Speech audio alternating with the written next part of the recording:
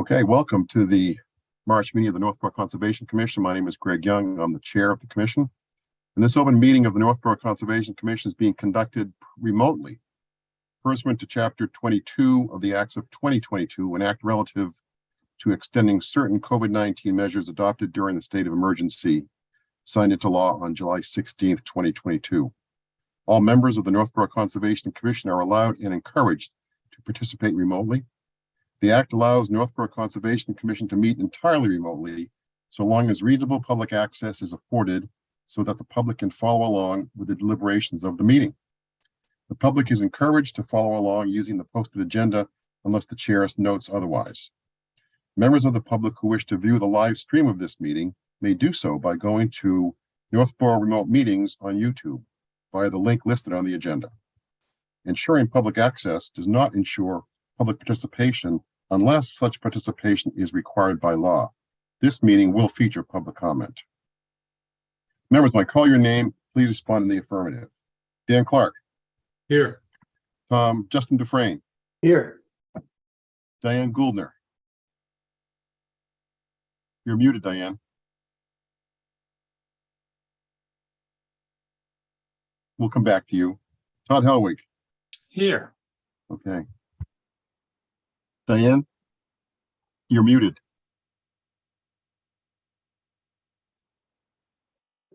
So you see little red microphone with a slash through it?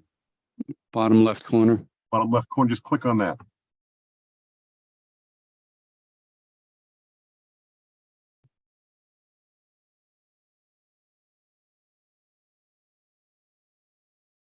Okay, well, Diane's present, but not accounted for. Oh, what? There. Okay, perfect. Here. All right, don't touch that button anymore today. Just Yes, sir. okay. Staff, when I call your name, please respond to the affirmative. Vinnie Bignali. Yes. Owen Jones. Here. Yes. Very good. And Melanie Rich. And Melanie Rich. You always forget about me, but I'm here. I forget you, Melanie. Thank you. Some ground rules. The chair will invite each speaker or applicant on the agenda by name to make a presentation and speak to their application. Participants will provide their full name and hold until their name is called. Each speaker will be asked to mute their phone or computer when not speaking and to speak clearly and in a way that helps generate accurate meeting minutes. Those responding will be asked to wait until the floor is yielded to them by the chair. Speakers who wish to respond to the comments of others do so through the chair, taking care to identify themselves. Each vote taken by the commission will be conducted by roll call vote. For items with public comment, after members have spoken, the chair will afford public comment as follows. By phone, dial *9 to raise your hand and wait to be recognized by the chair. Please note that part of your phone number will be visible to those viewing the meeting. By Zoom, click raise hand on the bottom of your screen and wait to be recognized by the chair. The chair will ask members of the public who wish to speak to identify their names and addresses only. Once the chair has a list of all public commentators, I will decide on each. I will call each by name and afford 3 minutes for any comments. All right. You ready, Diane? You got your reading? I am. There will be a meeting of the Northborough Conservation Commission on Thursday, March 23rd, 2023 at 6 p.m. I'm skipping the next paragraph. The meeting will include the following hearings pursuant to Mass General Laws, Chapter 131, Section 40, the Massachusetts Wetlands Protection Act, the Northborough Wetlands Protection Bylaw, and the Northborough Stormwater Management and Land Disturbance Bylaw. The first meeting is a request for a determination of applicability for 112 West Main Street, map 62, parcel 55, by Coleman House Limited, seeking permission to work within 25 feet of a wetland to remove 4 pine trees and conduct regular maintenance trimming within 2 feet of a patio fence. The next one is request for a determination of applicability for 76 Lincoln Street, map 75, parcel 40, by Lincoln Street Elementary School, Town of Northborough, seeking permission to construct a universal access outdoor learning space and story walk problem. That's it. Good. Thank you, Diane. Okay, meeting minutes from February. Diane, you and Justin and Kelly would be exempt from voting here if you were absent. So it's really myself, Dan, and Todd. Any questions, comments, or concerns with the meeting minutes? Move to approve the minutes. Second, Seconded. Roll call vote. All in favor, Dan Clark, yes. Todd Helwig, Yes. and I vote yes. All right. First item on the agenda, we've got the 2 NOIs continued for Buena Vista, and that I believe is Vito, correct? Vito Colonna. Okay. There you are, Vito. You're muted.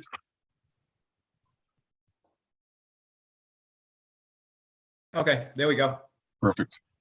Perfect. Welcome. All right, good evening. Okay, so continuation from last month. I think, Vinny, you were looking for some data from Vito based on comments of last meeting, right?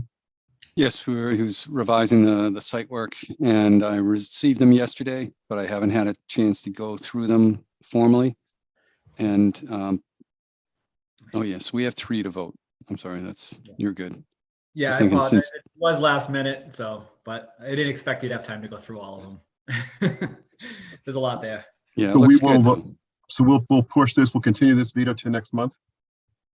Yeah, unless which there's is- some other, if we have to, that's what we do, We're April 10th is our next meeting, so it's really just a couple of weeks. Oh, okay. That works out pretty good. 'Cause we Did pushed this one anyone have back. anything extra to add? Any questions, anything like that? I don't know if there's anything that anyone thought of since last time. Do you know if I know that is the property owner Mr. Beekman, right? Yeah, there's a I don't see him. Oh, Heckman, here he is. yeah, Ron Heckman. He's Yeah. the applicant. Do you know if he ended up doing a site walk with some of the abutters? He did meet with some of them. If he's there, he could, if you want to transfer him over, he could probably. Yeah, let me bring him in. He did talk with some of them. I think maybe all of them, but he talked with most of them anyway. You want to bring him in? Here you go.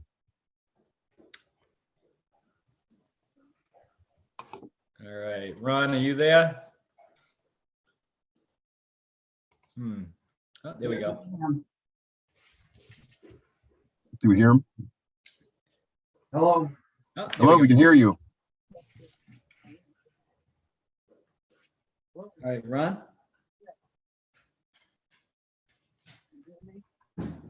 Hello. Oh, okay, there we go. So Hello. Ron, I don't know if you had any, you want to just go over if you had any talks with any of the abutters and what's going on with them? I have spoken with 4 of the abutters, and I mean, I think we're on good terms with them. Okay. So I think any fears that they had about, potential water in their yards or, tree clearing, we're gonna ribbon all the trees that we feel necessary that are gonna have to be cut for the construction. And before we cut anything, I told them all that I'll walk it with you. And if you have a problem with any of the trees, let me know and we'll do the best we can to leave them. So, I mean, I want to leave as many trees as possible. That's our intention. Good. That's good news. Okay. All right. Any questions from the commission, or you better just digest the changes that have been supplied, right, over the next week or so? Yes, it seemed like a complete package. I just didn't have a chance to get through it. Okay, we need a motion to continue.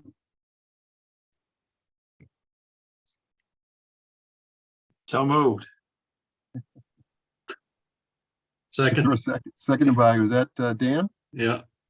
All right, let's roll call. Todd Helwig, Yes. Dan Clark, Yes. and I vote yes.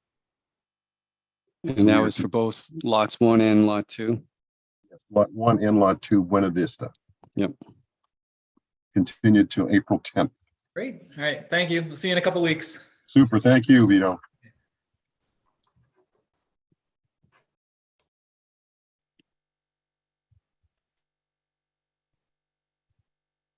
Okay. We have two RDAs. First one's for 112 West Main Street, which is the Coleman House. Anybody on for that one? Patrick Blake, I think it might be. I've got Patrick Blake here. I'll bring you in, Patrick, panelist.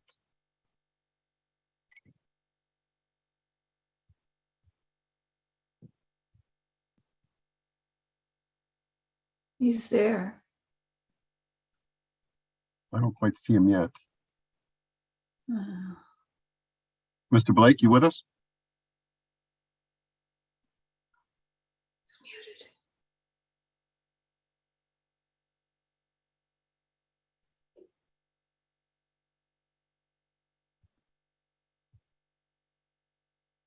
All right, while he's getting going, if I can share my screen, I will bring up the plan. Yep.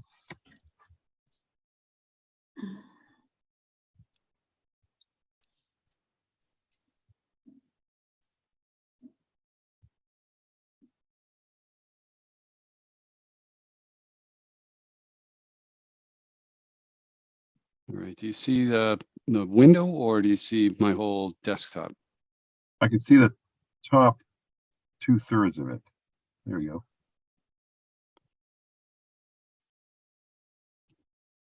That's a pretty good view.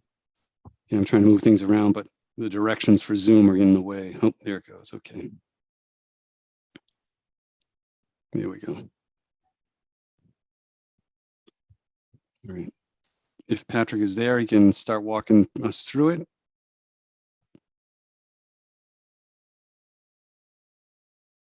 I don't. All right, I can. I don't see him. Yeah. All right. Well, basically, this is the building here in Brown. In the backyard, they proposed and constructed. They got an approval for a patio in this area here where my cursor is. A The couple years walkway. ago, I think. Yeah. Yes. Yes. And along that back of the patio is a white fence, and they're asking to cut the brush from climbing on the back of that fence is one portion of this. The other portion of the request is that they have 4 pine trees that they planted back in 1996 that have grown to be pretty sizable, and they're asking, or they're taking them down. This green line is the wetland edge. It's very close to the property, or very close to the work areas. And so it's within the 25-foot area. So that's why I asked him to come in to do a request for determination. Because they started the work ahead of time, Vinny, right? They Yeah. started doing the work without coming to us, and you received a comment from somebody who saw what was going on, and you spoke. Can you hear me now? We can hear you now. Yes, we can't see you. Oh. We can hear you. Oh, wonderful. Yes, it's Patrick Blake from the Coleman House. I apologize. I was trying to get my microphone to work. No worries. No worries. Thanks for joining us. We're just going through the background here. So, Vinny, you spoke with the landscaper and told him he had to stop what he was doing, or? Yes, and he was good. He stopped what he was doing. He didn't have a permit. He never contacted me about taking the trees down. And in this case, since they were so close to the wetland, we probably would have had them do a request for determination. So they got started, and I can share my screen with a picture of the current conditions and what it was like when I was out there. They cut the limbs and we're ready to drop the trees, but they've left them there now. So they've been sitting there for almost a month or so, waiting for this meeting for your decision. I don't think we're really going to do much to save them, but it's a request for determination so that we can put a little erosion control on the back area there and then allow them to continue the work. And that's what he's requesting. Yeah, I actually planted the trees myself back in 1998, and I was unaware how quickly they would have grown. And what happened was they grew to where the branches were actually touching the windows there. And I was honestly concerned for the residents where, we get snowstorms, wind and everything else. So unfortunately, I had our landscaper, I asked him to cut them down because like I said, I was afraid for, the tree coming into the building. I was kind of unaware that, it was really that far into the wetlands. For that, I do apologize. So this is the area where the 4 trees are proposed to be taken down. And then it actually worked, good. And this is the picket fence or the fence that's the patio on the left, wetlands kind of right at the bottom of that slope. And this is wetlands, got a lot of invasives. We got the wild rose and the bittersweet and raspberries, which aren't so bad, but they're all coming up. So he's been maintaining this 2 to 3 foot space just to have a maintenance person go in there and cut it. And he wants to continue to do that. So while he was coming for the trees, I said, let's just make sure that we get all this documented so you get the board, commission's review of it and their consideration of whether it's something they're allowing or something they would want to stop. How much more cutting does Mr. Blake want to do with what we're looking at right here? I don't want to do any more. I want to keep it the way it is, actually, just to maintain just a 2-foot buffer, just so that the bittersweet, what was happening was the bittersweet and everything was just growing in between the fence and taking over.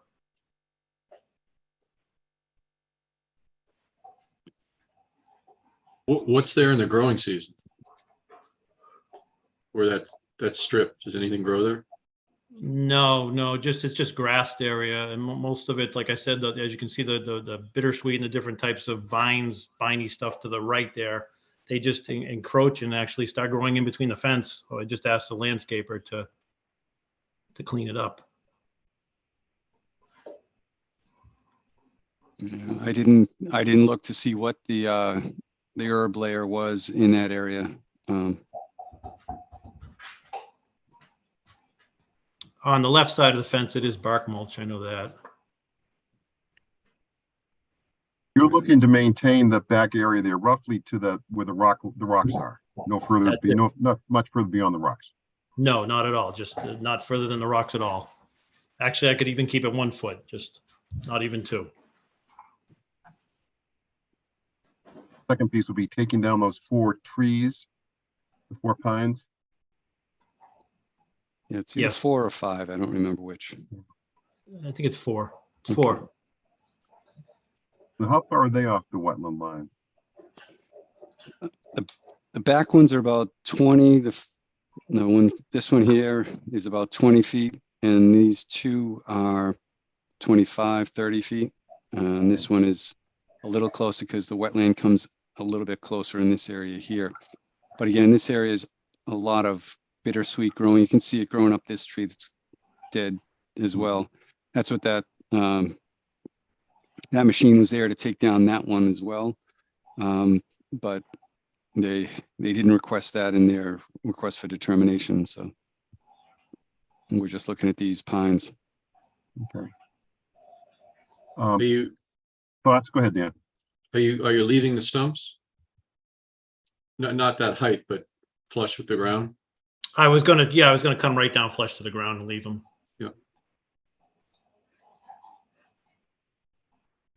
Yeah, thoughts, questions, concerns? No, I mean they're gonna die, so you might as well cut them flush with the ground. Yeah, I mean, I'm personally okay with that, cutting flush to the ground. And in terms of behind that fence, I mean, nothing beyond 1 foot is great. I mean, if you want to do a 1 foot, just keep it, that 1 foot corridor. I'm okay with that. No pesticides, right, Mr. Blake? No, not at all.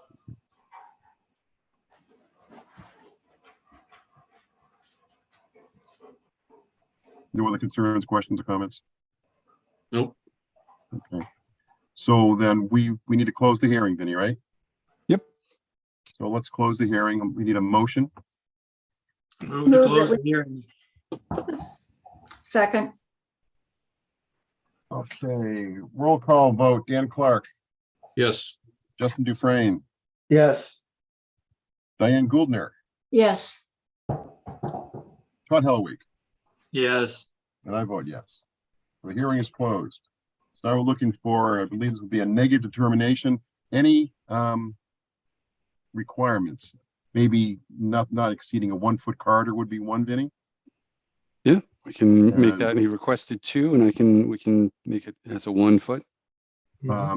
And you can live with 1 foot, Mr. Blake, right? I think you said you could do that. Oh, absolutely. It's just so somebody can walk back there and trim it when need be. 1 foot is plenty. And those 4 trees can come down as long as they're cut, flush and the roots are left. Absolutely. Anything else anybody can think of? No, that sounds great. I'd move that we issue the negative determination for 112 West Main Street based on with those conditions. Second, Seconded by Dan. Roll call. Dan Clark, yes. Justin Dufresne, Yes. Diane Goldner, Yes, Todd Helwig, Yes. and I vote yes. Very good, Mr. Blake. Okay, thank you very much, board members. Have a wonderful Before you evening. go, Mr. Blake, just Yes. you are so close to the wetlands back there. It's so sensitive that pretty much anything you do back there, you should probably give Vinny a call on. Yes, yes. Like I said, I planted those trees 23 years ago. I actually was part of that process, and I probably should have known back then, honestly. I forgot all about it. No problem. Thanks for coming in. All right, thank you. Have a good night, everybody. Thank you. too. thank you. Okay, Lincoln Street Schools, our next one here. Let's see, that would be, I got a couple hands up here. Let me see here. Bring in Kelly Strobel. Oh, abutters. Yep. I missed that one.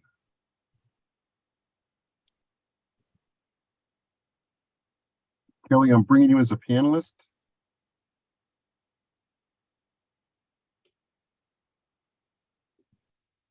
We should see you momentarily.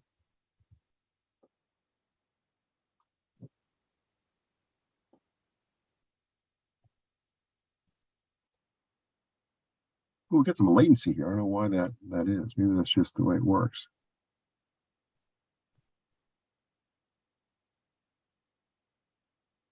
Kelly, can we hear you yet? Yes. Oh, I hear you. So this is Kelly and Chuck Strobel, 30 John Edward Drive Yes, on the backside of Cold Yep. Harbor Brook. we know it well. Yep, and I am the abutter that called Vin. Okay. And I don't know whether these comments are of any value now. You've taken your vote. We did raise our hand when you asked for commentary. Yeah, so- no, I missed that one. That's my issue. So just a couple of quick things. Sure. We have been in this property at 30 John Edward Drive since that the original building was torn down in the current facility that is there now. What was there originally? Just curious. We moved into this house in 1991, 1990. 1990, and probably 3 or 4 years thereafter, maybe 5. The original building was torn down, and the building you see there today was put in. And it is quite a large building footprint for the lot size that was discussed in all the planning board meetings that we all attended. I don't think it's relevant to get into that now, but our concern over the trees was twofold. One is obviously we are well aware of the sensitivity of the wetland areas that abut our backyard. So that's the reason I called. But those trees also provide a lot of obstruction to that building and mitigate, what is a lot of exterior lights back there and shrink the overall facade of the building to us as an abutter. So I'm wondering why those pine trees, my first question would be, why were those pine trees not trimmed and taken down completely? Because I heard Mr. Blake and he said the branches were approaching the building. Well, to me, that sounds like the tree should have been trimmed and should have been trimmed in this occasion as well. But rather the whole tree is taken down. That's my first comment.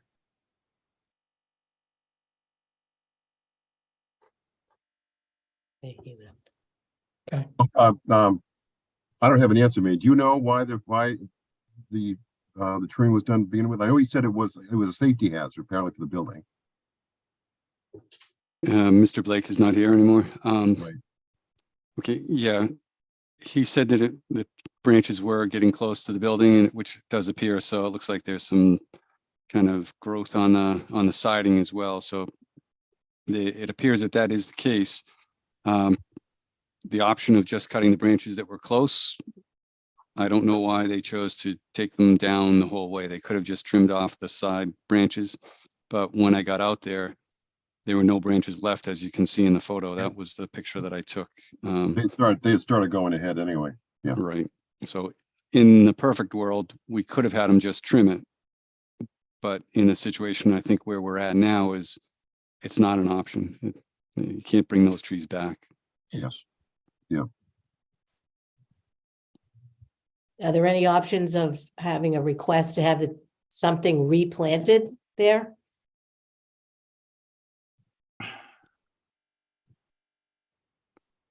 Well, we could ask him to do that. It's up to him at this point in time. If he refuses, that's his option to do that. But I'm not sure what the benefit would be on that. We have to plant something pretty big. Well, Just and I guess- because it's close to the buffer zone and the roots. Right. But Yeah, what the commission had Dave. asked for was for the roots to stay. So he's cutting it flush to the ground. So the stability of the soil in the ground is going to remain. The question you're asking about putting another tree in there, that is a possibility. And they may be willing to do that. He's been very agreeable and very cooperative. So that is something that's a possibility. I'm pretty sure he'll change his tree type. He'll put something that won't be getting as wide, but that's something I can ask him about when I prepare the document, the determination. Okay, thank you. We Thank appreciate you. it. Okay, is that it? You good? Did you have a second? No, I think that's it. Thank you. Okay, thank you. right. I'm going to bring in Karen Pentazis. Karen, I promoted you to panelist.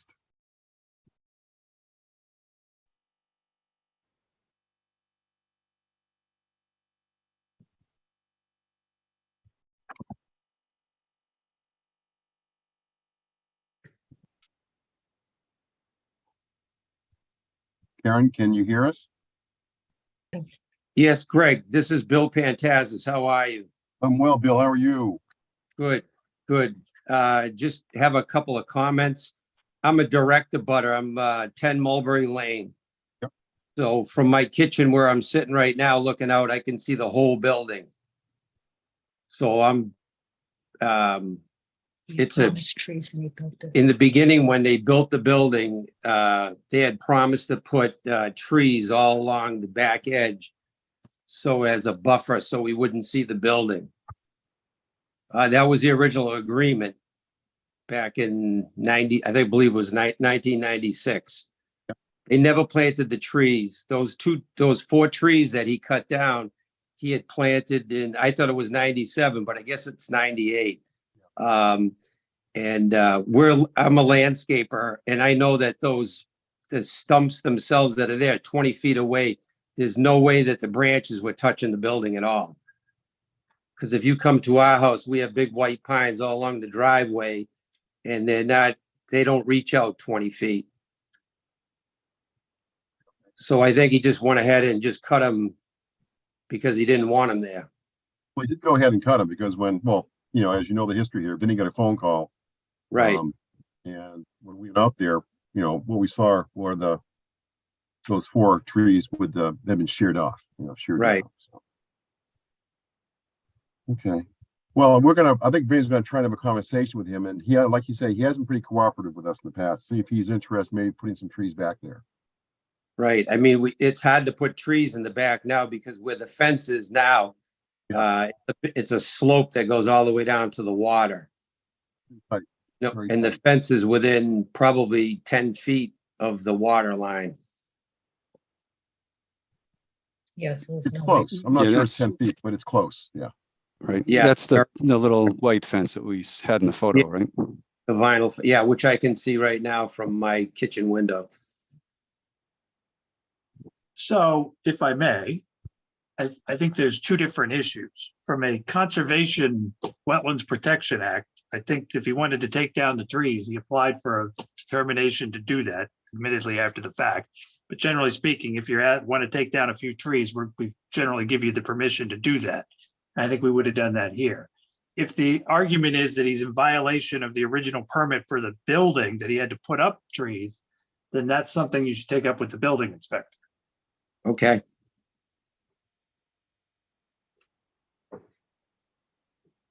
Yeah. Any more And- questions, Bill?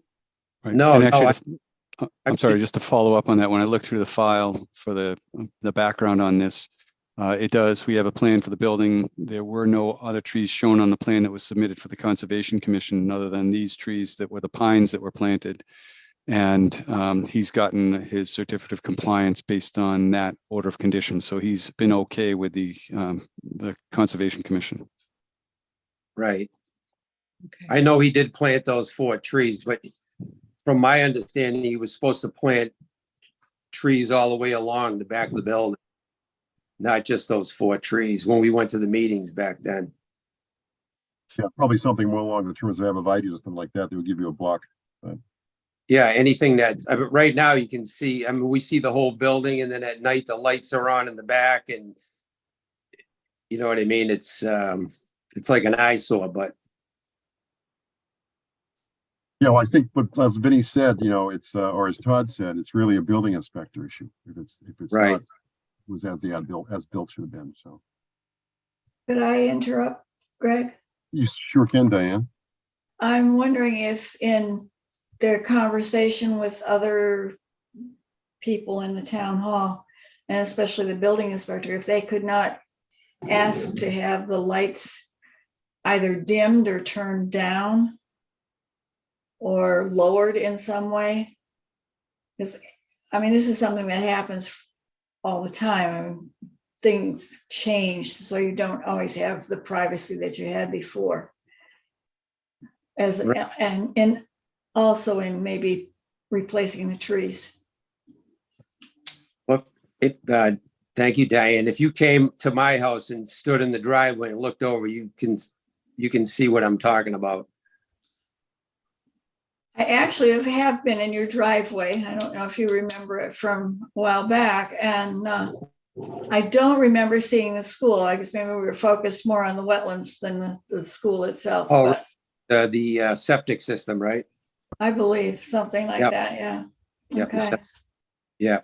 So, Well, that was also. but I during the understand day, your right? feelings. So, I mean, you don't want to look at a big blank space. Right. Well, every time we get a letter in the mail, it's like, oh, here we go again. What's going on? You know? Mm-hmm. Yes. So bad feelings, you know what I mean? Yes. it sounds like your path from potential remediation is the building department. Okay. Yep. I will, Greg. I'll contact them. The other thing too, Bill, is I know that on other applications we've seen, and the planning board's seen it too, is there are now different types of lights out that actually they don't provide the same glare. They may be looking, you can rotate them or something. There are some new bulbs or lights that are out. Maybe that's a solution too. Okay. Well, I appreciate your concerns. Thank you. No worries. Thank you. Okay. So let's see here. House cleaning.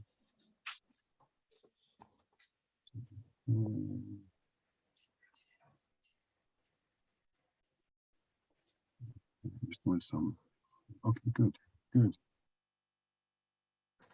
All right. Yeah, that was my miss for not seeing those hands up, but I don't think that would have changed the vote personally. Lincoln Street School, that I believe is Justin Lowwater. Justin Lowwater. Justin, I'm bringing you in as a panelist. And I'm going to try to share my screen to bring up the plan. We've talked about this for a few months, so I think we have an idea of what's going on. Justin, you with us?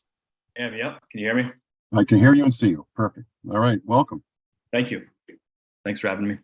All right, so Vinny and you have done a little bit of work and you actually moved your location quite a bit. We did. So I guess you were, this is for an RDA, for a determination of applicability here. So why don't you tell us what's going on? So Vinny and I had talked about just putting together a couple of, just a little bit of background. So, kind of bear with me. So last spring, a group of educators submitted an application, a grant application to the Northborough Education Foundation for an outdoor learning space and a story walk. If you're not familiar with story walks, they are kind of like outdoor walkways where you take a children's book and you kind of disassemble it, put it into like a display area, and kids can kind of walk through and look at the book that way. We wanted to do that on the grounds of Lincoln Street School. There's a ton of evidence that increasing time outside is good for kids, as it is for all of us. They've definitely become a much needed resource as far as outdoor learning spaces have become much needed resources for students. And there's tons of studies about the benefits to these kinds of spaces. Obviously during COVID, when we were trying to get kids outside, even within the school setting, unfortunately, Lincoln Street did not have a space that was very, even though we have an indoor or kind of a courtyard that's within the footprint of the building, it's very difficult to get our kids outside during those times. But again, there's tons of evidence about why these spaces are good. We initially were going to put this space out in the northeast corner, adjacent to the Cold Brook Meadow.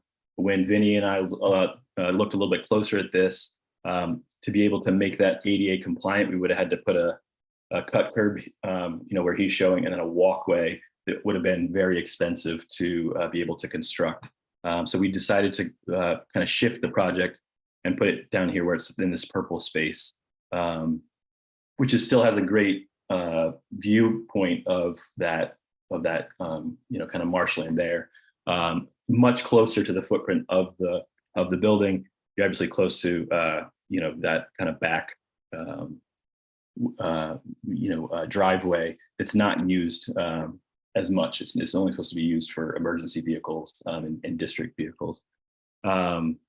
So, again, the idea behind having an outdoor space, I help run a therapeutic elementary school program, so kids with significant emotional behavioral needs. And so, kind of getting those students outside to do all kinds of different activities, in addition to the fact that in that area, either area that we could have, kind of identified, doing some science lessons about, physical science lessons, being able to go out and watch the birds, kind of listen to nature sounds, things like that.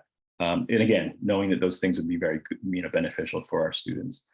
Currently, so the new space that we moved closer would be more, would fit within the budget that we have through the Northborough Education Foundation.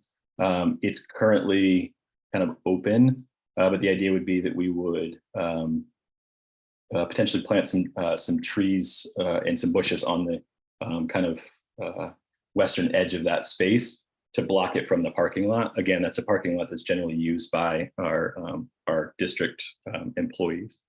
The story walk, we would, instead of having it on a pathway, we would just follow the natural path of the driveway that's already constructed. So there's no ADA needs there. So again, we could put the posts in right along the edge of the driveway, and students could exit the building, walk the pathway down to the learning space, or you could do it in either direction. So again, initially thinking like we'd do a really big project, and now thinking like we're going to kind of keep it, kind of a little bit more contained and closer to the school grounds. Obviously, Vinny and I have worked very closely together to make sure that all the conservation and ADA regulations are followed. There is a local landscaping company, L&S Supply, which is owned by Pete Fallon. He's a current Lincoln Street, he's a parent of a current Lincoln Street school student. And he's worked with me to kind of look at the plans and identify the costs of construction. He's prepared to, if this is approved, he's prepared to start construction on it with the hope that it would be done, this spring, and to be able to be used, by students before the end of the school year. And again, my hope is that with the reduced cost and some of the other things that we've changed about it, that we can, kind of add a few things. Initially, the idea was to just put some tree stumps out for kids to use. There's all kinds of stuff all kinds of companies that sell things for outdoor learning spaces. So if we have some of that additional funding that we saved from some of the construction that we initially proposed, we can kind of make this space a little bit more inviting for students. And so, yeah, we're just hoping that that's something that the Conservation Commission, agrees with where the placement is, and that it's a good use. And to follow up on Justin's, sorry, just to follow up on that. Yep. The commission's issues are, where I've got shown the yellow lines are the 100-foot buffer zone. There's a wetland up in this area here, so there's a 100-foot buffer zone. So this end of the story walk will probably have about 4 posts put in place, a stake with a piece on there to mount the story page on, and then it's all upland here. And then as you get down to this area here, again, the yellow line is the 100-foot buffer zone from this wetland. It's down in this area here. And the yellowy orange line is the 200-foot zone from the stream. I think it's Cold Harbor Brook in this area. So that's a 200-foot zone. So, and it's from this, you can kind of see it on the aerial photograph back there. It's a braided stream back there. So that's the jurisdiction of this work, is probably 80 to 100 feet away from the resources there in this area. The closest they would get would be planting 2 deciduous trees in this area here, which are again 75 feet away. And then for the work on the story walk, this distance is about 65 feet. I think I measured at for the closest post to the wetland in that area. And then he has a little more detailed plan of what he's proposing to do. Those 2 deciduous trees. The drainage from this area flows down to this corner, and then currently flows down in this area here to a swale into the stormwater treatment facility. I guess before a couple of years ago, they did an extensive stormwater treatment plan and had to build this and then rebuild it again. I've heard some of the. This one was a good one. The one that caused trouble is the one closer to Lincoln Street. Oh, farther over. Okay. So this one, they did do some, this is a grass waterway, grass swale, which treats the water very well. And this area with the stone dust isn't going to run. They're building it with a flat slope, so there's not going to be a lot of runoff with an edge. I think that's coming up. Yeah, so this is what we're looking at with compacted stone dust with a log barrier, so handicap wheelchairs wouldn't go down into the swale, into the ditch. There's going to be a couple of breaks in the log barrier to allow drain to flow through. It'll flow down here, and there's enough slope to go from the corner of the parking lot where the water tends to pool all the way down to the beginning of the grass swale. So that was the technical end. Yep. It always helps to have the conservation agent help you design what you're going to present. Vinny did the hard work here. Good. Any questions from the commission? Easy questions, please. How many posts are you going to put up? Or does that depend on the story you're going to use? It's about the kind of organization that started these things. They usually do about 30 posts. Children's books, you basically do 1 page per post. So we'll, it's likely that the funding that we got from NEF allowed part of the proposal we put together. We wanted to buy a succession of 3 books as part of the process. So we would look at those books, identify how many of those posts we need, but it'd probably be around 30. And so depending on how many there were, we would kind of separate those posts out, to kind of fill that story walk space. What are the posts made of? Is this all metal? I'm thinking wood instead of metal. Okay. Yep. How long are they supposed to last? I mean, these storybooks themselves, out if you have them outdoors like that. Yeah, so they suggest that you rotate them every couple of months just because of the way that the weather will impact the print. But you're supposed to, there's a lot of different ways to mount them. They suggest using, thick paper with lamination. There's very expensive posts. Vinny and I were sending emails back and forth. At some point when money's not a concern, I'd love to put like kind of permanent, again, if we were able to get some kind of funding for that. But they're, a couple $100 per post, which, is clearly outside of our means. But, different places, I live in Southborough. There's one at our Southborough library that's got permanent posts in it. And they must have spent, a lot of money on those. These would be more like we would have the wooden posts kind of, driven in. And then it's likely that we would do some lamination on top with, kind of like an edge to it so that it would hold the paper. It would hold the book up. Or the paper up. And that's something that I would work on with our librarian, on staff.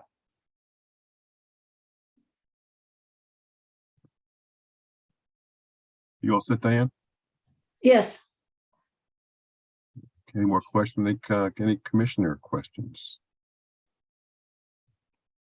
And nothing really from my end on the design of it and the location. I think it's great. Just you mentioned when the students are out here, there's not much activity as far as cars go, things like that, right? I mean, just any time I see kids that close to a parking lot and driveway and things like that, I just think of safety, bollards, guardrail, things like that from a protection standpoint. But I think it's a good question. I think that the idea, knowing that we have, a certain window of time where cars are not coming in and out of the parking lot, this, if you kind of go further out, the front door to our building is, much further, kind of to the west there. Cars do come along this way. And so part of what we would probably do is to put some cones out if students were out there as part of the process. When I went and talked to the folks at Melican, they put together an outdoor space a couple of years ago. And they have like kind of a sign up that the faculty members can use. So if their class wants to go use that space, it's kind of, the idea is that you sign it out. And so I think what we would do is we would start it, 15 or 20 minutes after morning drop off as far as the signups. So you would know you'd get all of the kids that, students are supposed to be in the building by 8:50. So we'd probably start at like 9:15, allowing, kids, allowing teachers to get out there and use it. The other thing I would say is that even this week in that driveway area, again, we don't really have an outdoor space that's used consistently, but in that driveway area, the first grade students this week, I noticed and talked to one of the teachers, they were doing a science lesson on the angle of the sun. And so they went out and drew shadows and put kind of, at 10 o'clock in the morning. And then they went back out after lunch to see how the angle of the sun had shifted. And so I was talking to that teacher about the fact that it'd be great, in the future if we have this space that we can, kind of encourage those things. But again, the good thing is that I think most people who drive into the school parking lot are usually people that are affiliated with the school and are looking out for students. We have, at that same back door, close to where that basketball court is, we have, our gym is here and kids walk across that driveway to go into the gym. Again, the gym teacher oftentimes put cones out just to let people know that people are, out there. But that driveway, it's got a sign that says, emergency vehicles only. So it's not supposed to be public, public people, the public driving through that area. But it's definitely something that we would look to obviously maintain the safety of the students. And they'd only be out there with teachers. Yeah. So yeah, I was thinking more along the lines of making sure we kind of schedule it so that kids aren't out there during those pickup and drop off times, and also probably putting some cones out just to kind of, again, alert drivers to the fact that there are students outdoors. Yeah, I mean, everybody, when they go into an elementary school, they're kind of, hypersensitive to potentially kids or anything like that. But I just encourage anything you can do to just improve the safety. I think cones, things like that are a good idea. I just always get nervous when they're close to a parking lot and they're, of course, the little ones, in the K through 5 grades. So, but yeah, I think it's a great idea. More questions from the commission? I do, Greg. You just labeled the trees as deciduous trees. What were you thinking of? Which kind? What type of tree? We were looking for something for the wildlife, but deciduous just because that's on the south side. So that's where the sun's coming in. So we want to have sun in the springtime before the leaves pop out. But then when it gets hot and the leaves are out there, it'll give a little shade to the outdoor learning space. So we want to try to get both of those aspects in there. But they're also going to have displays for birds, for trying to attract the birds. I'm sure there's going to be a whole lot of red-winged blackbirds from that marsh that's right there. But they're going to try to get other birds that whatever have songbirds or whatever it might be. And if you have a lot of knowledge about birds, so if you know what trees to use, that might be helpful as well. I'd have to go look in one of my books, but I think anything with small fruit on it, like wild cherry, something of that nature works. I don't know. I guess you could. I can't think of anything right off the top of my head, but that would be something that I could send you a list. Yeah, that'd be great. Yeah, we're not going to be starting construction for a little bit, so there's time to put that together. And Justin, did you have any discussions with the landscaper about his thoughts on what to use? No, we hadn't talked about trees to this point, but I think again, anything that anybody has, as far as recommendations, that was something that Vinny and I talked about. And it was my understanding that at one point there was a Boy Scout kind of project that they built back, like a kind of a boardwalk out that way to do, with the idea of looking at birds. So again, something that we'd love to introduce for our kids, because it's definitely not something that is in our current curriculum at Lincoln Street. Do you remember that, Diane? You're our veteran here. I do sort of, but I can't tell you the fullness of it. And I think I don't recall that it ever was completed. May have been. I've talked to a lot of teachers, and it's funny because we talk a little bit about how recess rules have changed in the past, 30. There's some teachers at Lincoln Street that have been there for over 30 years.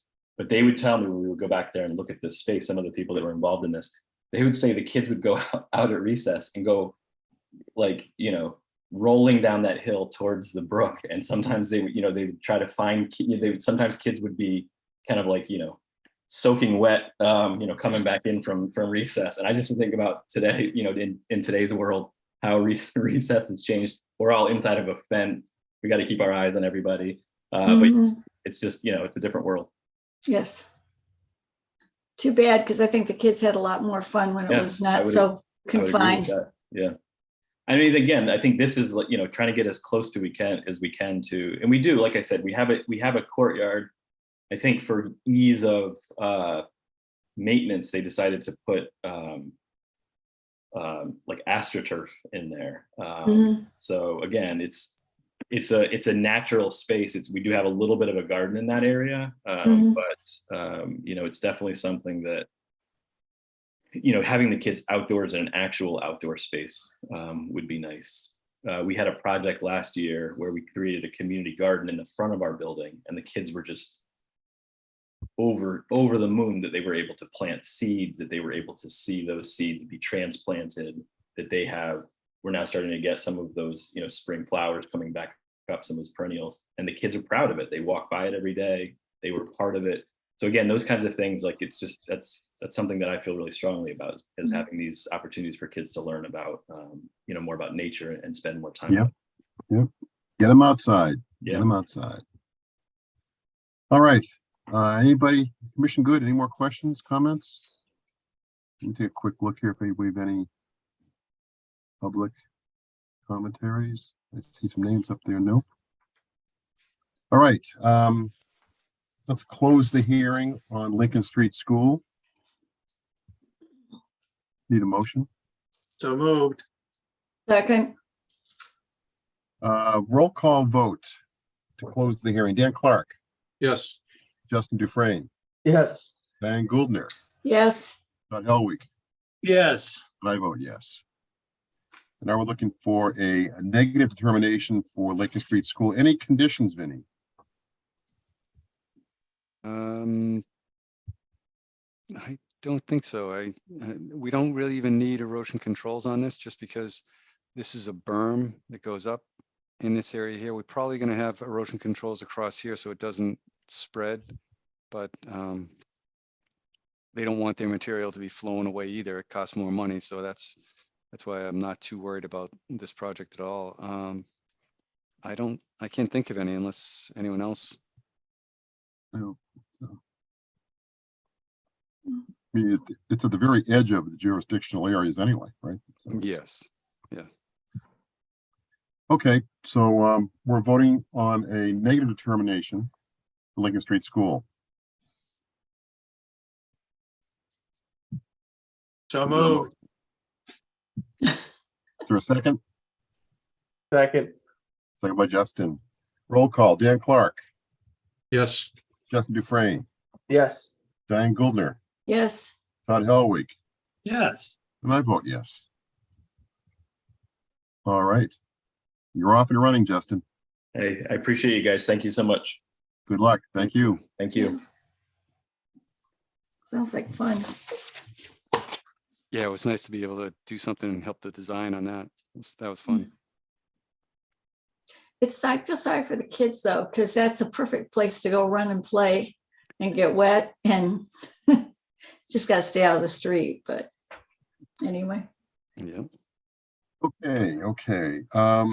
Those are the RDAs. We have a request time extension for an order of conditions for 0 Bartlett Street. Do we have anybody on the line for that? I don't recognize any names there. Is it Scott Weiss possibly? I see Scott Weiss and Scott Weiss, not Sean Barrett though, right? Sean Barrett. Scott Weiss. That's Yeah, familiar. Scott's I got his don't hand remember. up. Let's bring him in. Okay, he'll be joining us momentarily.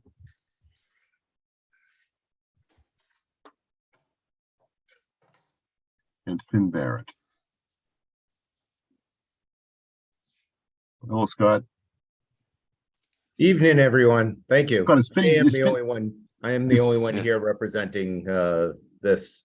Oh, okay. So effort. Finn So I Barrett's don't not know on the your others. team. Okay, No, Finn is the Eagle Scout. Coming that's at the right. end of Okay, the had a meeting. hand up. Hand is now down. Okay, welcome, Scott.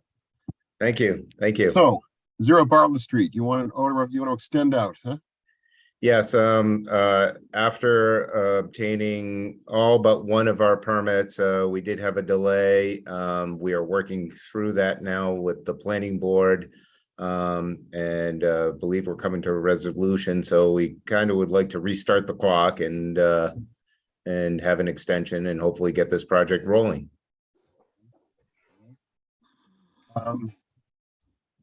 Any questions from the commission on this one?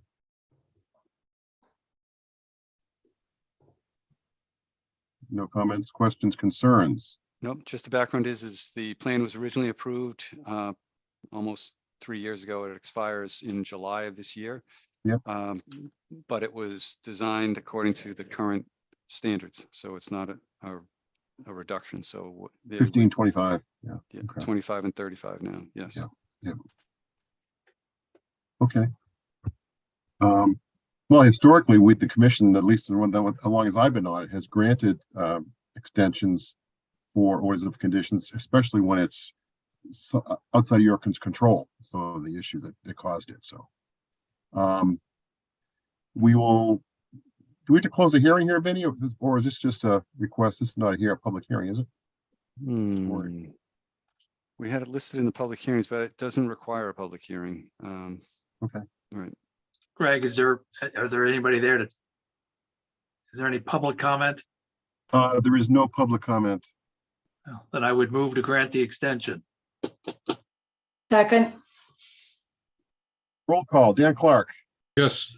Justin Dufresne, I think my company might be somewhat involved, Greg. I think we might be doing traffic on this one, so I will recuse myself. fair enough. Diane Goldner, Yes. Todd Helwig, Yes. and I vote yes. You are extended. Feeling very extended already. go. Thank you. I appreciate everyone's time. Thank you. Great. Thank you very much. Okay.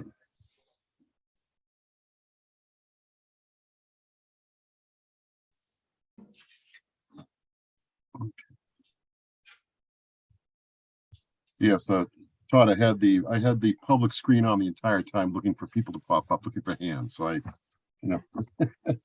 oh boy. All right. That's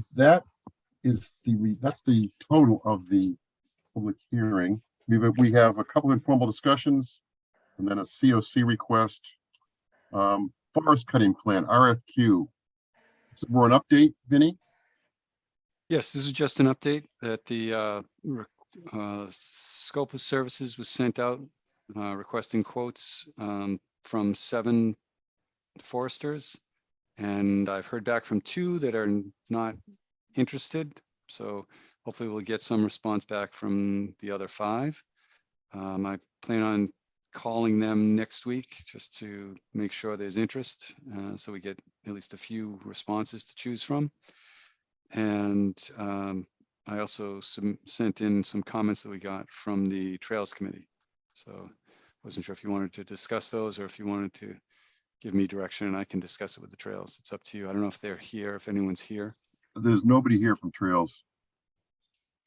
No, nobody has hand up. On the Trails Committee, why don't we just have them come to a meeting? And we can answer all their questions. Yes, I will invite them, and their meeting was last Monday. I had a conflict with the Open Space Committee, so it may have been that if I were there, it could have addressed it. So I will respond to their note, their concerns, and let them know what we can do. Actually, Dan gave me some ideas of how to address it. So I'll probably pass my ideas along through Dan and then make sure they're scientifically sound and then talk to the Trails Committee folks. I think they'd probably be most interested once we have somebody chosen and we start getting involved with the specifics of how it gets done. But, yes. Yeah, I think that's their biggest concern. And I'm not sure if the commission may want to consider inviting a member from the Trails Committee to any of the discussions for writing and reviewing the cutting plan. We're going to put it out at one of our meetings. We're going to advertise and let people know we're doing it. So we're going to get the public comment, but if they want to get like, as much of a crack at it as anybody else, as myself or any of you members, we can invite someone or a couple of them to join in. And I can always forward the drafts off to them. That's easy enough to keep them informed because they actually had a couple of good ideas that I think we'll be able to use in the first meeting that we had when Dan and Tom and I walked with them. no, I think having them at the hip wouldn't be a bad thing. No. Okay, Dan Clark, do we have any open space issues here, or is this really more trails, do you think? Yeah, I don't, I mean, I know that, the Trails is a subcommittee of the Open Space Committee.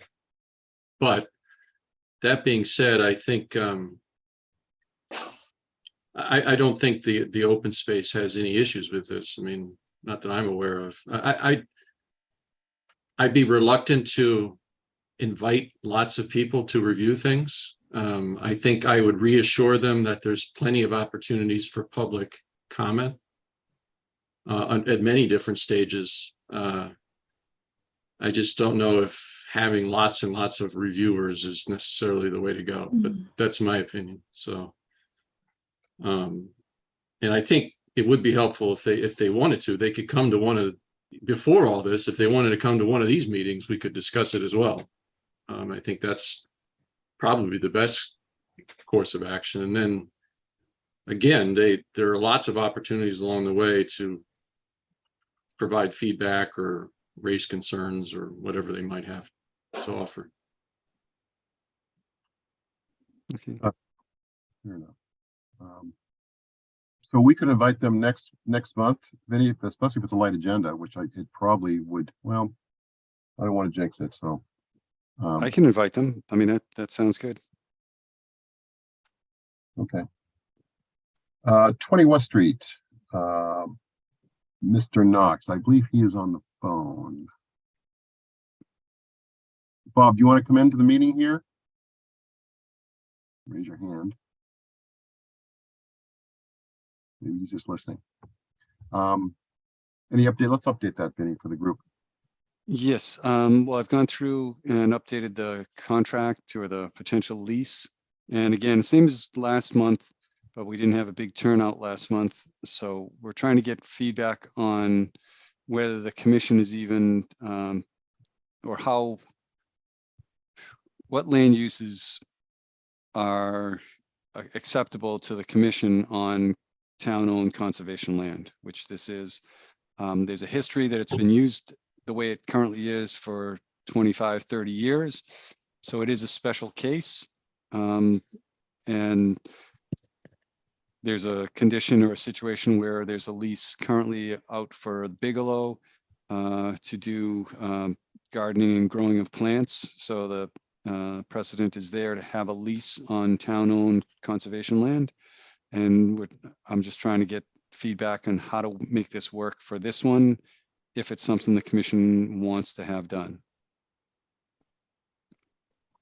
Yeah, and I know from the last meeting minutes, I mean, Todd and Tom seemed to be in favor, and Dan had some concerns.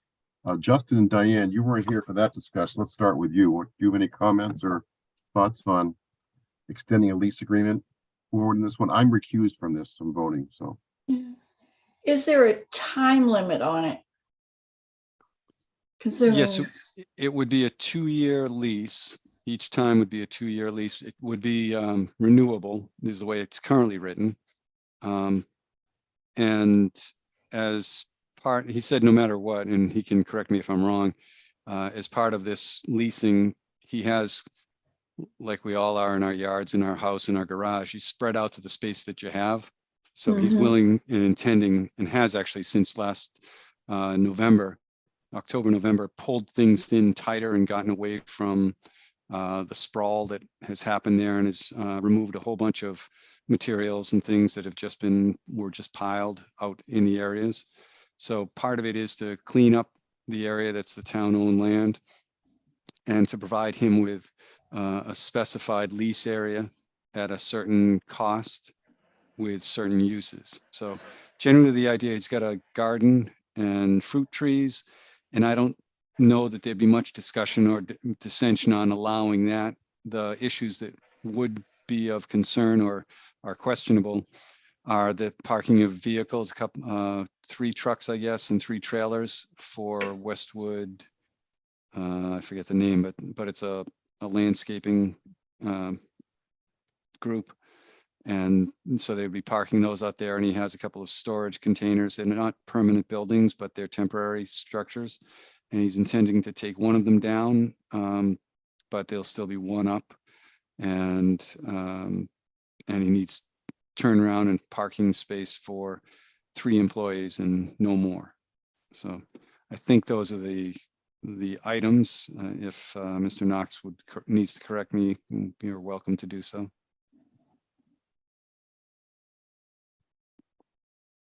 Yeah. But it's generally the idea of having parking and storing vehicles and like a mower and other equipment out there covered, but still stored. Okay, Bob Knox is bringing you into the meeting. There he is.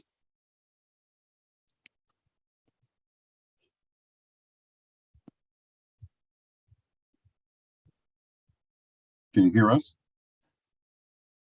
Okay, can you hear me? Hear you.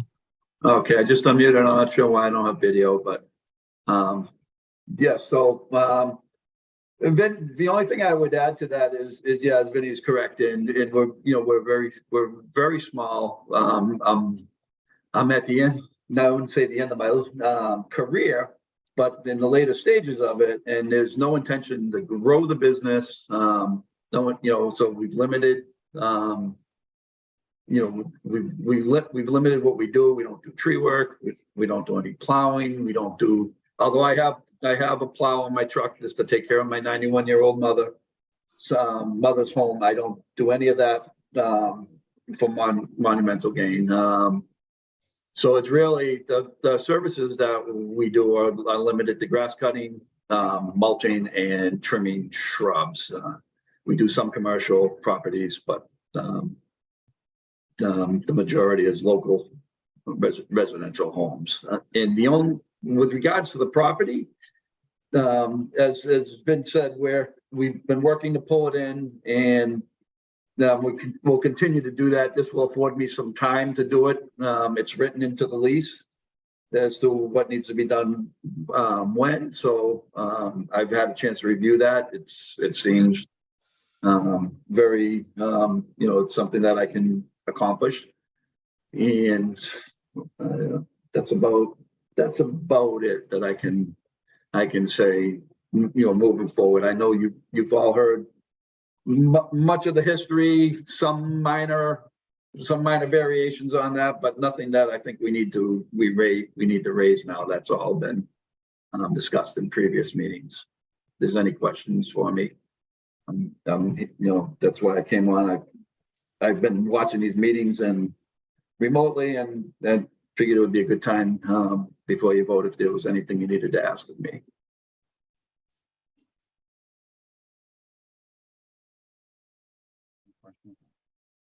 So what I'm looking for is the commission's ideas or thoughts of, should we move ahead with the lease? And I can continue to write it. I can have it drafted probably for the next meeting if you're okay with the uses.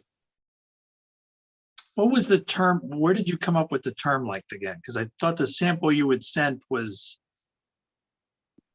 like 1 year renewable, or I saw that one of them expired on 2025 is all I remember. There was a date on the lease for Bigelow that I think it was a 2-year, and I think the one that I sent out to you had a 2-year time frame on it as well. But yeah, I mean, one thing we could do is make it, basically have it renewed every year. Yeah. I forget, we're not charging for this, right? That was to be determined. Yeah, they did charge for the Bigelow.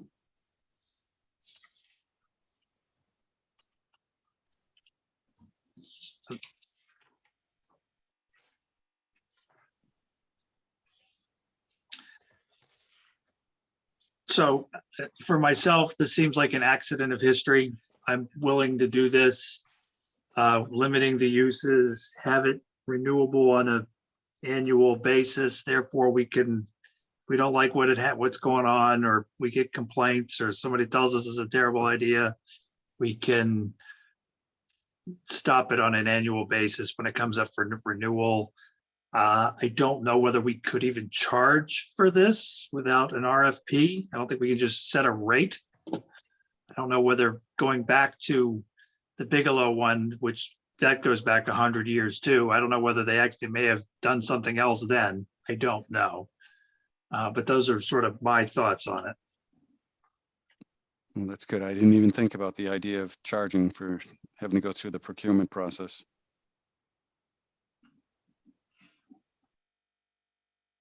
My opinion hasn't changed. I can't support this. I just, like I said last time, I think it's a bad idea just based on principle alone, that essentially if, an encroachment is discovered and the landowner asks, we would give them permission to use town-owned land. Doesn't seem to make any sense to me.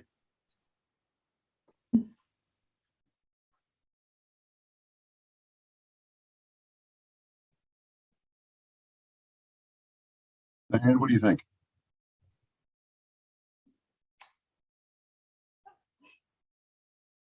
It's a hard decision.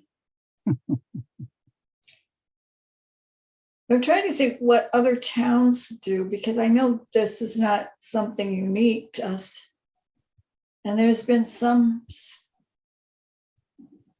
other times when we've had to face this. I still remember how we handled it particularly. lots of times it turns out to be no, because we don't have enough information to really make it an honest and decent decision. Okay. Justin, thoughts?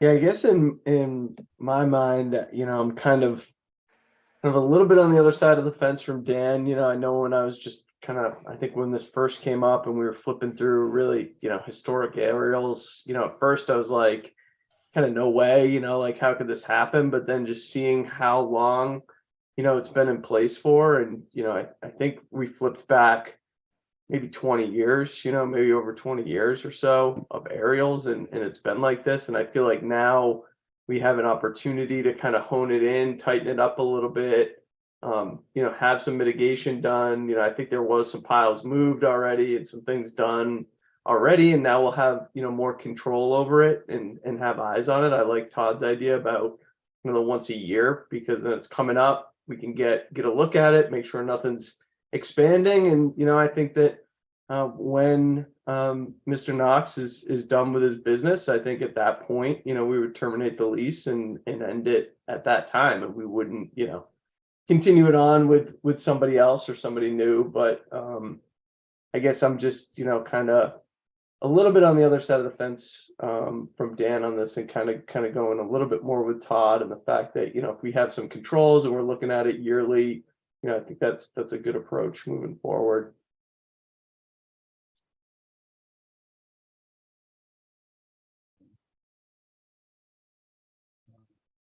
Yeah, like I said, I'm recused from this, so I'm not going to vote on it. But I mean, I can see both arguments. I said this last time. It's not an easy one.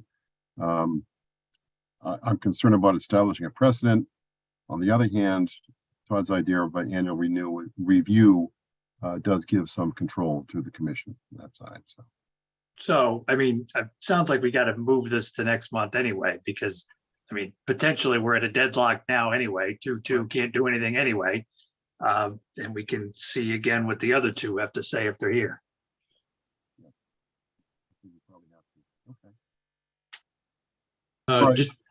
Just a quick practical question on the lease itself. Number 10. That didn't make any sense to me. It says members of the public shall have access to premises except as necessary to prevent damage to the trees, shrubs, and vegetables. Is that sentence correct? That's taken from the Bigelow lease, and it's generally the idea that it's town-owned land. So if someone wanted to walk in there, they'd be able to walk around as long as they're not damaging or creating a problem, is what I think the intent of that was at the Bigelow site. I just took it and had it in this one because we're not going to limit public access onto the property. This is only a portion of the lot. It's I was mentioning with Mr. Knox was we might be able to just do a radius of 150 feet from the corner of his lot that would enclose all the areas where he's going to do alteration in the future. That currently he's beyond that, but it's pulling him back in another probably 50 feet in some spots, and he's willing to do that. But it's town-owned property, so we wouldn't want to prohibit the use of the public on the other portion. It's not the premises. Does that make sense? So the public can access the property, but they can't go on the part that he's using. Correct. Right. Well, that adds to my argument. Now you're excluding the public from public property. So, well, that's not unique. But for a private individual, it sure is. But So we're going to push this to next month. We'll hopefully we'll have more of a contingent here, and we can maybe close it one way or the other than that. So yeah, I mean, and Mr. Knox has been really good. He's already started doing the work for the restoration that we're looking for. So I think putting it off for it's only a couple of weeks now anyway. Only a couple of weeks actually. Yeah, I think it works out fine. Yeah. Okay. Anything else before we shut this one down, Mr. Knox? No, I'm good. I'll attend the next meeting so that I can see where this goes, and we'll wait till then. Super.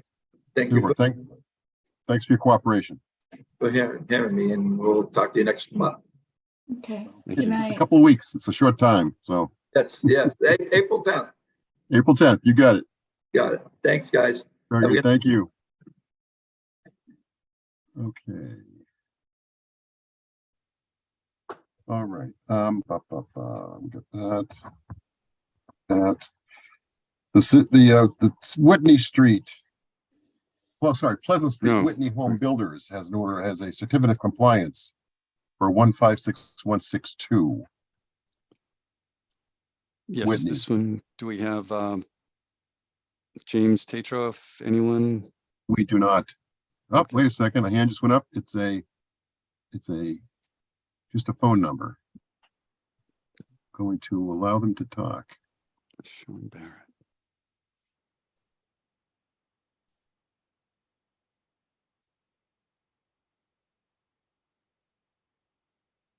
Okay, I'll pull up the screen. Hello, sorry. There we go. So yeah, this, Mr. Chairman, these are a couple of lots where the work was actually done a few years ago. And we had to do a few things to finish out the requirements of the order back then, including adding the signs off of the wetland that's on the north end of the property. Yeah, but, just one second, but for folks that may not be familiar, these are what? There's 3 houses here. There's 2 houses in question. Numbers one. Yeah. Yep. It's right on the corner of Pleasant Street, a Big Bend, right? A Big Bend, and then correct. There are actually 4 houses total. But numbers 156 and 162 were the only ones with work in the buffer zone. And is this James Tatro? Yes. Okay. I didn't recognize the phone number. Recognize the voice. Yeah, okay. It's at All right. home. Sorry. Continue with what's going on here, please. Sure. So work was done back, I believe, 2 and 3 years ago on these lots. It was not finished in a couple respects, which were primarily was that the signs had not been added at the off of the wetland, indicating that anybody doing any work was approaching the wetland. So we added those in. I know we were within the 50-foot separation between them because we just picked the wetland flags in question that would get us within that distance. But those are out there now. The work is all buttoned up. Everything is stable. So we requested the issuance of certificate of compliance, and Mr. Vignali pointed out that we should ask. We had initially requested for 162 because that homeowner is selling, who's been there a couple years, and their lawyer correctly saw, wait a minute, there's something here on the title that hasn't been addressed. And we sent in first a request just for 162, and Mr. Vignali said, well, why don't you do 156 while you're at it, because that's in the same boat.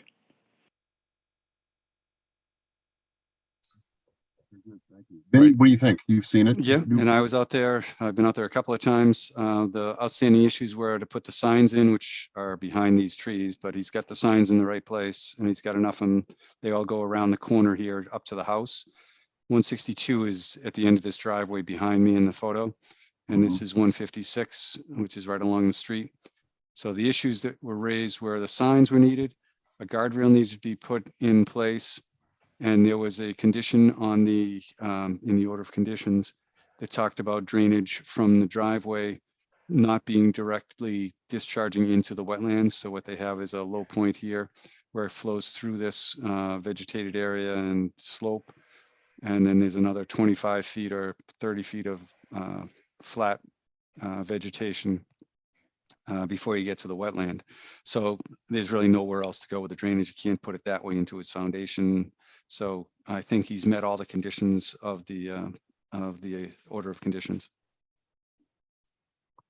Super. Okay. Any questions, concerns from the commission?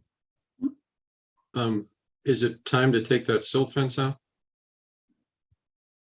I'd say it's past time. Yes. Should he have that? There are some bits of silt fence, yes. Can we get that out of there? Yes. Yes, the conditions say that they don't pull the silt fence until after the order is issued, is what they kind of say, but I always like Okay. it whenever it's stable, but I didn't want to push it too much. Looks like it's not doing anything anyway. It's collapsed. It is not. You're Not correct. now. Yeah. Any other comments, the commission? No? All right, then we need to approve a certificate of compliance for 156 and 162 Pleasant Street. So moved. Is there a second? Second. Roll call vote. Dan Clark, Yes. Justin Dufresne, Yes. Diane Gouldner, Yes, Todd Helwig, Yes. and I vote yes. And Thank you very much for your consideration, everyone. very good. And you'll get that silt fence out there, James, yes? I'm going to send an email out right now to Whitney Street Home Builders to do so. Thank you. All Thank right. you.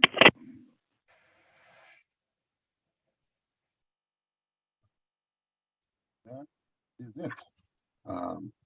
The agenda, we got a couple of items here. I have 2 items. The MAC conference. I went and saw it and took a couple of courses. Dan, you went, didn't you? Did you Yeah, go I too? saw some really good ones. Yeah. Which one did you see? I did. I actually know him. I took a class with him when I was at UMass. His name's Scott Jackson. He's still at UMass. Yeah. He is just a fantastic speaker, but he talked about culvert replacements and how to do it. And it was really, really good. It's really well done. Yeah. I'm waiting for the recording because I want to share it with a bunch of my staff, get them to watch it. So. Yeah, I've taken a number of courses from him before. In fact, I took one this time just because he was the lead. He's an attraction. It was on farming and associated requirements and how it balanced with wetlands protection and so forth. It was very, very well done. So, yeah. I also took a course on hydrology, which was interesting but pretty technical. So, Groundwater modeling. I see formulas coming up and saying, hey, you know, come on. That was a while ago. So, good. Anybody else go? Justin, did you go? No. Diane, you didn't go? no. I wonder if anybody took the one on the indigenous parties and natives. That was one that interested me, was how you would combine that, but no, I did not go this year. The plan is next year they want to go back live. They want to go back in person is their goal, I believe. So Good.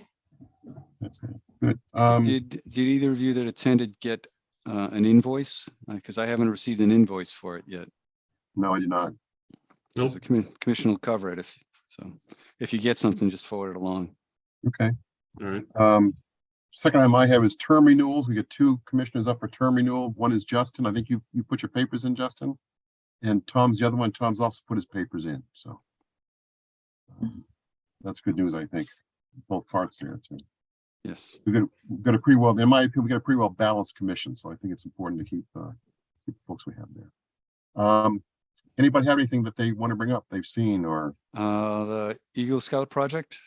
oh geez, you got it. My goodness, all right. poor kid's been hanging on here. Finn, I'm going to bring you in. I didn't write it down on my little piece here. That's the problem.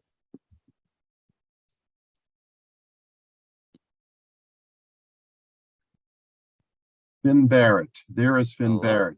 And he unmuted himself too. God, this is great, you know. Hello. Yeah. Hello, Finn. Can you hear us? See us? Yes, I can hear you. Super. So you hung in here for almost an hour and a half. Good for you. Yeah. Good for you. Well, tell us what you want to do. Yeah, so I have a short presentation, if that's all right. I'm gonna see if I can share my screen. Might take me a moment. Here we are. Alrighty. Can you all see the presentation? Mm-hmm. All right, so my project is the Water Chestnut Awareness Project. So in case any of you do not know, just really quick, water chestnut It's an invasive species to the Aspet, Concord, Sudbury rivers. Grows on top of the river surface, grows very rapidly, and it's very hazardous to the health of the rivers. My project, I've partnered with OARS, which is a group dedicated to maintaining the health of these rivers. Particularly, they've had a hand in helping with eradicating water chestnut. And for my Eagle project, I've partnered with OARS to plant signs near some well-traveled boat launches around these rivers, kind of just in all the different towns, really. The signs, I'll show you some rough draft or some drafts of them in a moment, but the signs basically, they inform people a little bit about water chestnut, and they have a QR code that links them to some, I think it's the OARS's website, where they can also find an app that allows them to report water chestnut findings. The app also teaches them how to pull out water chestnut so they can do it themselves. And they can also track if they found water chestnut in a particular area. When they found it, they can tell the app that they've also pulled it out if they do that.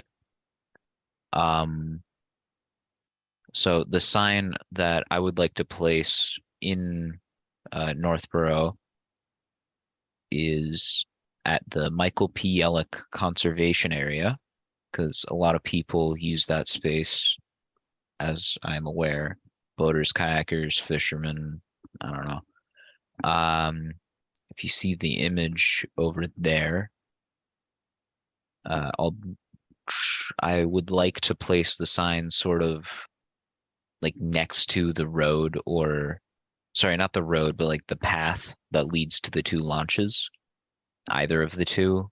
Preferably it's the one that I've indicated there, because I've heard that it's more used. Yeah, and so now here are some examples. So that's the sign design that I got in, that I was given today. There's an inflated version of the QR code in case you'd like to scan it. I believe it leads to their website. And then that's just an image of a parking sign, and that's sort of the general material structure that the sign would be made out of. That's about it. I'd like to, just, if I'm allowed, to answer any questions that you all may have. Sure. Is the installation pretty easy, Reed, or is it, do you need a army of people to get this into the grounds? Or does it It's not too difficult. I'll probably have a few other scouts with me to just hammer in the sign. It is, you get like a very long U-channel post, and you just hammer it into the ground, basically. It's pretty simple. Vinny, what about, do we talk about maybe a second location, and that being maybe Watson Park? Yes, we talked about that. This is trying to see if have you seen this plant? And I think from talking to Fred after I talked to you, he said it's pretty well known that Bartlett Pond has this in it as an invasive, but I think it would be good for education and possibly to help do some harvesting all summer long. Sure. Yeah. Reed, what do you think about a second location? I think Mr. Vignali might have mentioned a second location at I forget the name of the pond. It's Bartlett. Yeah, Bartlett Yeah, Pond. Bartlett Pond. Yes. Yeah. That is like a very interesting proposition. So the signs, they cost about, I'd say, $100 each, rough estimate. So if we can get enough funds raised for that extra sign, I'd be happy to place one there. It really is just a matter of fundraising and, of course, permission.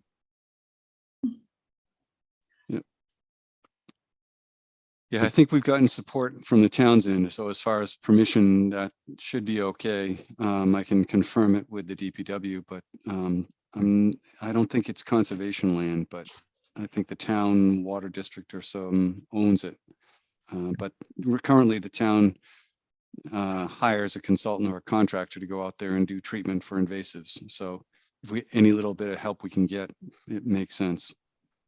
Yeah. Any questions from the commission? Comments? That used to be Wayne's. The Wayne Wayne Baldelli. The Wayne Baldelli. Yes, Wayne did not like water crusade. chestnuts. That's But besides that, if you are out on the river and you do, or a pond and you do find these, what's the disposal requirements? What do you do with what you found if you pull it out? That is a very good question.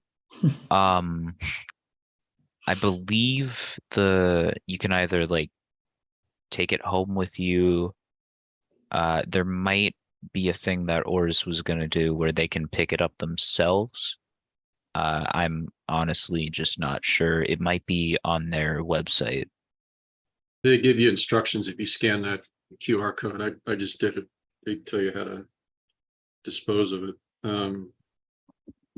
Yeah, I am surprised that I'd be curious. I wonder how many people actually do that. Yeah. Harvest and dispose of it. I imagine the identifying part probably gets a lot more attention than the removal. But Yeah, maybe not. Ms. Field Juma, my main contact at Oars, told me a story. First, like they had noticed that the level of water chestnut was like had rapidly decreased, and they didn't really have an explanation why in this area. And one day they were like out surveying one of the rivers, and there was this guy just hand pulling out a bunch of water chestnut. Turns out he had been doing it for like years, and he was the reason the level of water chestnut was going down. Wow. So that's really one of the main reasons for this app, is so they can have better like information and understand why the level of water chestnut is going down, if it is.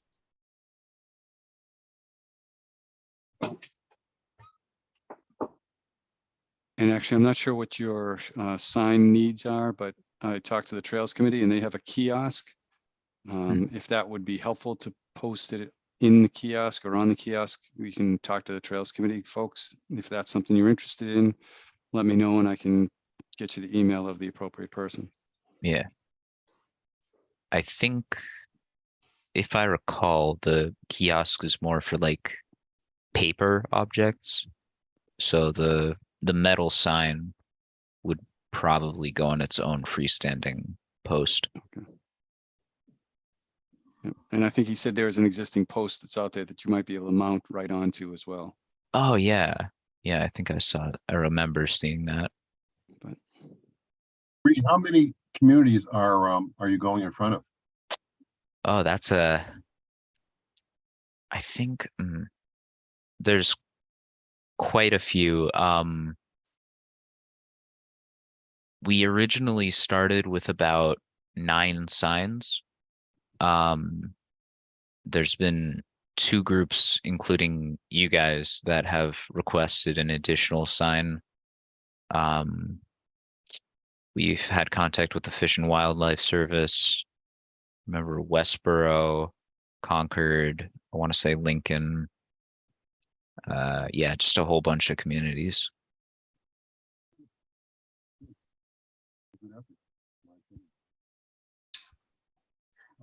Vinny, we don't vote this, right? This is just a matter of an update for us. Any concerns we have, comments? well, yeah, he's doing work within the jurisdiction of the wetlands. Oh, okay, we should then vote. Yeah, but putting a Okay. sign up is a de minimis thing. I Okay. could have approved it, but I've had past experience with Eagle Scouts, and it's always good to get the visibility and have a presentation so the whole commission knows what's going on. And when you Yep. see it, you're aware of it and can let other people know. Okay, let me check for public comment. I don't see any hands up. Anybody have a question, a comment, a concern from the commission? How often will you have to report to your towns what is happening and what successes or failures you've had.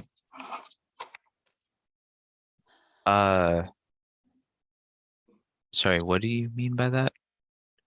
If you are out there or you have scouts out there doing this, pulling these chestnuts, or you know of people who are you going to back to the individual towns where each thing has happened and report what's happening? I mean, it's nice to put up the signs and have people do it, but what's the end result of it is having some idea of how good or bad this was. Well, that's a good question. I think that falls under Ors's job. My work with this project is putting up the signs first and foremost. Okay. Any other questions? Okay. Hello, committee. I'll add one point to that. I'm Sean Barrett. I'm Finn's father and his scoutmaster. Part of the ORS app for this allows participants who are pulling water chestnut to report how much they pulled, where, and when. And so ORS will be able to track those locations across all of the towns on all three rivers. Whether they choose to report that back to the towns or not, as Finn mentioned, that's kind of ORS's purview. If we were interested, we could probably contact ORS and get an update from them. Yeah. Exactly. Okay, good. Super. Okay. Let's vote this then. So we're voting to approve the placement of one sign at the Yellow Conservation Area. We want to add something along the lines of with the potential for a second sign at Watson Park, there, Bartlett Pond, given funding. Something along those lines. That sounds good. Yep. Okay, we need a motion. So move. Beat you. Is there a second? I'll second it. Okay, Dan Clark, Yes. Justin Dufresne, Yes. Diane Goldner, Yes. Todd Helwig, Yes. and I vote yes. Very good. Thank you for your efforts, Finn. All right. All right. Thank you very much. And Thank you so Vinny, much. so any questions you have, Vinny's around to certainly help out. So Yeah, sure. Thank you so much for your time. all right, thanks for hanging in there. Have a good night. Yeah, have a good night. How do I? All right. Are we still there? Nope, he's off. He's off. Okay. Okay. I don't see anybody. You can hear me, right? Yep. Yes. I think I probably touched something I couldn't. I shouldn't have. Let me try that. That's okay. Anything else, Vinny, before we move on? Nope. Our next For meeting. 12 days or whatever it is, 13 days, whatever. Yes. Yeah, a couple of weeks, but yes. Yeah, April 10th, Monday, April 10th is our next meeting. If anyone knows they've got a conflict, let me know, and hopefully we'll be all set and get a quorum. Okay. All right. I just have one quick question before we close. I keep driving by. I always drive down Barefoot and I head towards 290 right there. I think it's still Hudson Street or Solomon Pond Road. Maybe it turns into right there. But that site, we approved it, a few years ago for, we looked at it for daycare, and then I think it changed to something else. They went in and put all kinds of erosion controls, like kind of wrapping all through the whole site. So silt fence everywhere out there. Have you heard, like, are they going to do anything, or is that silt fence? Like, I feel like it just looks like a mess in there. New ones, just, or is it old fence? Because they had some old fencing up. It's like, it's just silt fence that kind of just like wanders goes all around in through there. the whole site. And it seems like, maybe they were about to start some construction or start to do something, and then nothing ever happened, but all the silt fence is all still out there. Do you know which property it is? Is it the 5 Barefoot Road? That if it is that one that had the daycare that then has now changed over to being a group home, Yeah, they're nowhere near the wetlands, so they should be taking that silt fence out. yeah. I know the redesign that we approved moved everything outside the jurisdiction. Yes. I could give you what I could do. Maybe since our next meeting's only in a couple weeks, I could take a couple pictures out there or something too, just because I drive by it all the time. But it's just, it seems like it's everywhere throughout that site right now.